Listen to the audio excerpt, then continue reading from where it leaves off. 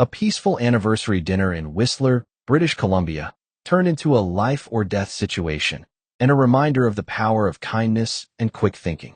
Dan and Kathy Sikovish, a couple from Powell River, British Columbia, were celebrating their 40th wedding anniversary on November 16th with a meal at the Keg Steakhouse Plus bar in Whistler when the evening suddenly took a frightening turn. A sudden emergency. Moments into their dinner, Dan began to choke on a piece of steak. Kathy recalls the panic in his eyes and her own feelings of helplessness as the situation escalated quickly.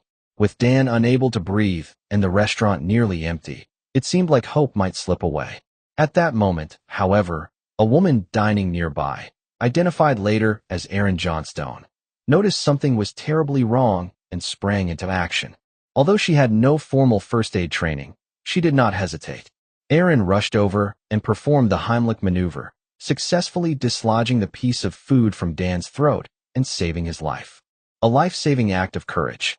Dan described the stranger as his guardian angel, reflecting on how different the outcome could have been without her intervention. The tension in the restaurant dissolved in the moment the obstruction came free, and Kathy, overwhelmed with relief, couldn't help but cry.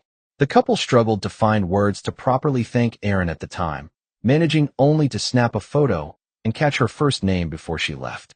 In the days that followed, family members shared the photo on social media in hopes of finding the woman who had stepped in when it mattered most. With the help of the online community, Erin was eventually located. A story of connection and gratitude. Erin, who had been celebrating her birthday dinner that night, described the rescue as a blur, one where instinct took over and she acted without hesitation. She told reporters that she and her dinner companions were simply glad to be there at the right time. For Dan and Kathy, her actions are unforgettable. Dan says his gratitude is beyond words, and the couple already plans to reunite with Erin on the anniversary of the incident next year at the same restaurant. A powerful testament to how a frightening ordeal became a new reason to celebrate.